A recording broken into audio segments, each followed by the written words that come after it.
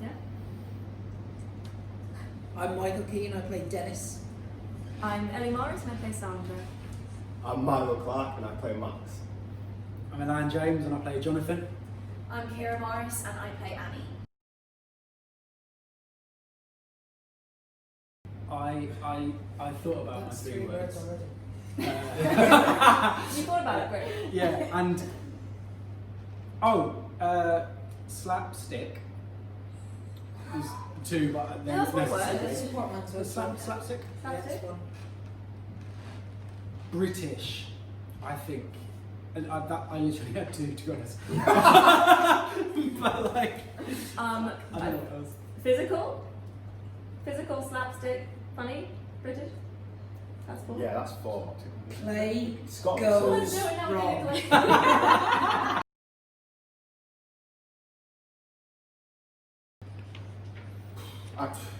Well, you got to know pretty quick because some of them you could die. So like, I don't know. I don't know what else you need apart from that. It is because- instinctively. It's Yeah. But it's hard to. The first thing we learned in rehearsals was the play that goes right. So you spend all this time learning how it's supposed to go, and then you have to just keep checking yourself to make sure it goes wrong. So it is a bit tricky, yeah. But once it snowballs.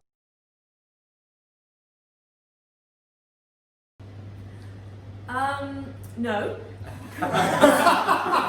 Correct. But I have thought about it, and that's really the first step to doing anything. So the thought has happened, and I think the doing will commence shortly.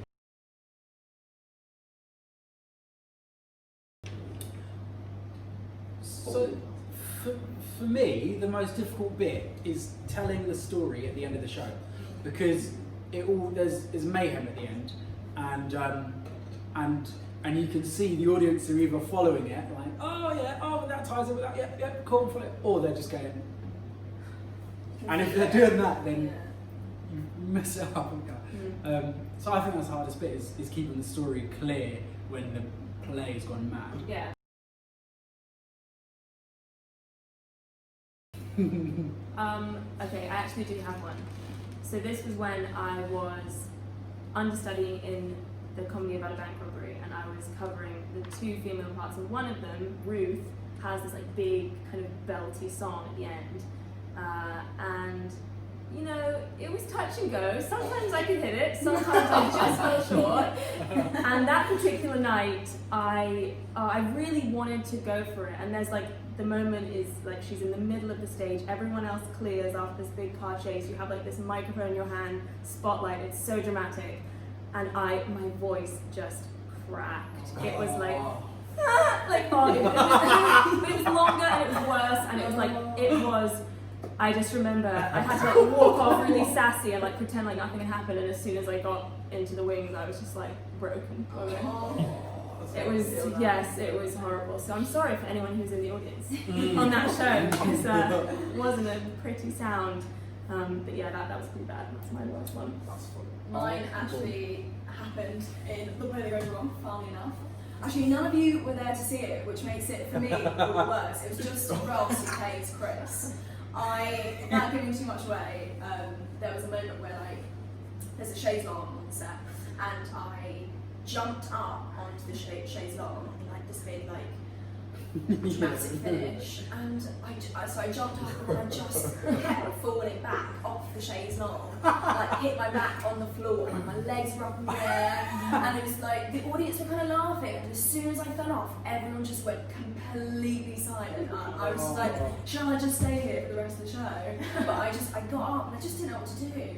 I just like held my thumbs up to the audience and that was it. And no one saw, and everyone just carried on, and it was. I remember that, but I didn't see it. Yeah, I remember. And I kept like trying to laugh. I was like, oh, that was so funny. And it's like, I was like, so.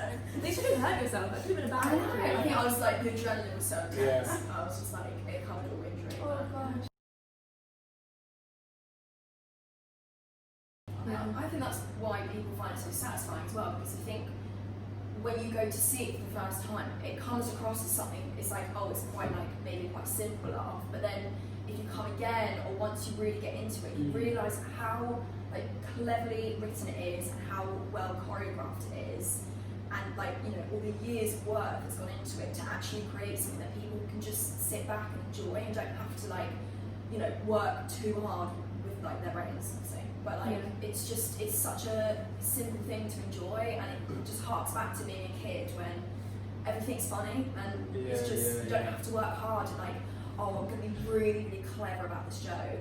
And actually behind the scenes, it's so clever, but when you see it, it's just so, yeah, just people enjoy. I think people love that, especially in the state of the world at the moment. People just want to laugh. Have a good time. I think,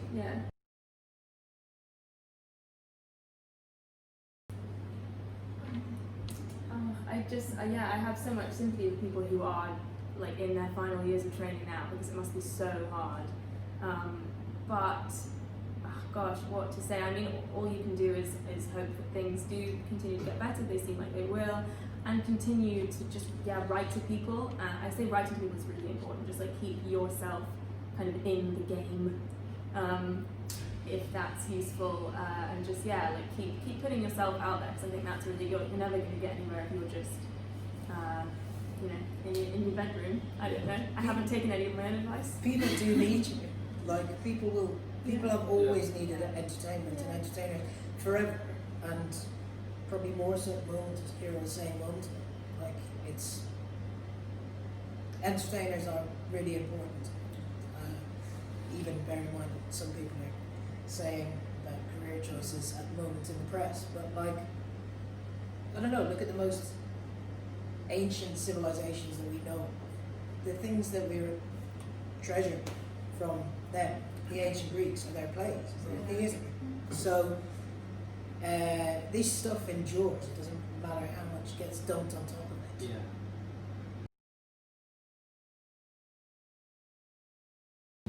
Ellie. Anyone know any jokes? Are you saying that I'm your favourite joke, or you didn't answer the question correctly? So I'm going first.